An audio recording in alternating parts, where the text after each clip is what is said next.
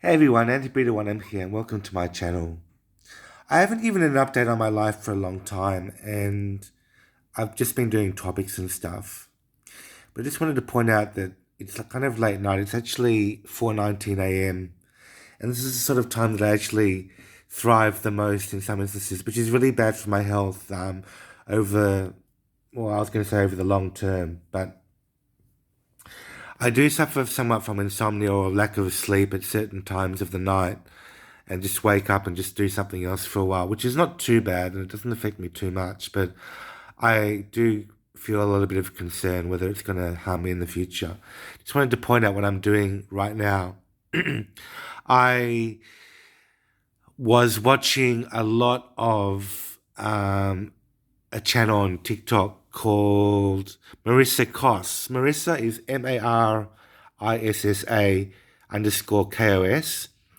Her humor is really, really subtle, and it's the sort of humor that I have, and that's why I identify with her so much. I think she's really authentic, and she has a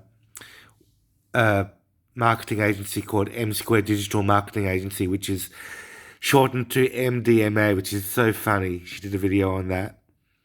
Her website is msquaredigital.com, which I haven't checked out yet, but I will do probably tomorrow or something.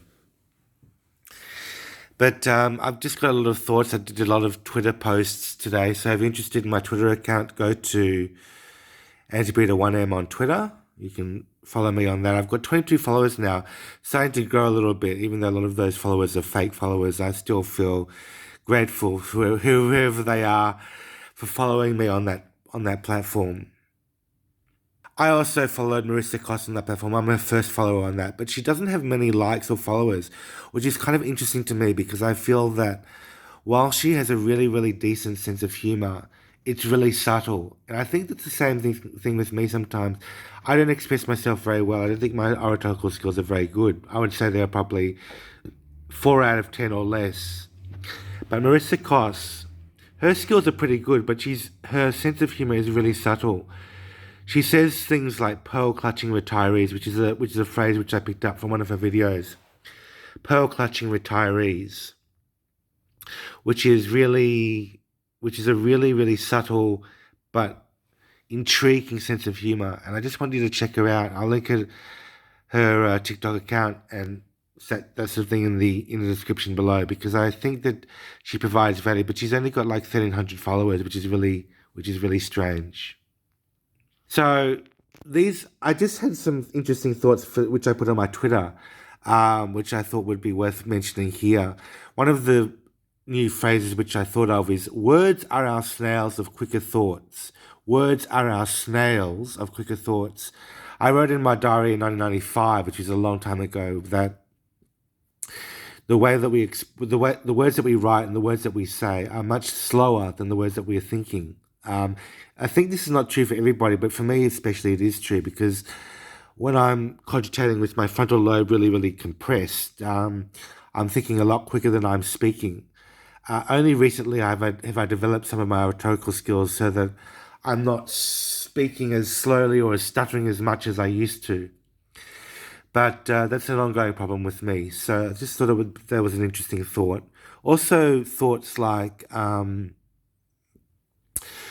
when this is another tweet which I made just recently. When speaking to a group, do you speak to the most intelligent among them or the least intelligent among them? So when speaking with when just being brought up by my father and my parentage, I'm always used to speaking to the lowest common denominator for some reason. The speaking to the people who are the least intelligent in the group.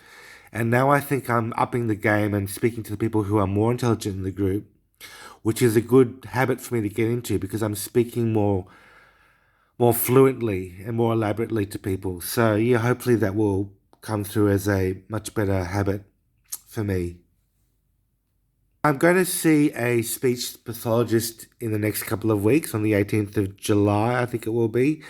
And I'm looking forward to seeing whether she has any neuro-linguistic skills to her methods or her practice. I understand that my neuro-linguistic profile is very interesting. If you look at some of my earlier videos, such as the one on vegetarianism which I did when I was still a vegetarian. You will see that I was much more disabled or disenabled in the way that I spoke. And it's interesting to compare what I can do now with what I did in that video. So I'll link that video down in the description as well, just to show you how I feel I have progressed in, I was going to say in the queue, but in life in terms of my oratorical skills. So you can compare how I spoke then with how I speak now. It's a huge difference, I think. So everyone's got a different profile. If you look at an animal activist that I admire, such as Joe Carbstrong, an animal activist that I admire, he has a very interesting profile because he's had a drug usage and alcohol usage profile from the past, but his endurance at the moment is very, very good. He's improved a lot. I used to be a bit worried about him not being able to pick the right words and being a little bit hesitant with his words and being a little bit of a, I was going to say, being a little bit of an anti-nerd sort of thing, sort of ochre sort of person, but that's just my prejudice about him. His activism these days is very, very good, very sharp and very patient with people as well. He says the same things a lot of the time, but he's still very good at what he does, and I'm in admiration of him. He did a typo in his written comment on TikTok, which I thought was interesting. He said, "Watch Land of Hope and Gory, Land of Hope and Gory." I think our vegan activists, our vegans in this channel will know that the actual documentary is called Land of Hope and Glory, but Land of Hope and Glory is a pretty funny twist of the words on that documentary. So, yeah, interesting joke. That I don't think it was a joke, it was a typo, but yeah, that was kind of interesting. So, there you have it, folks.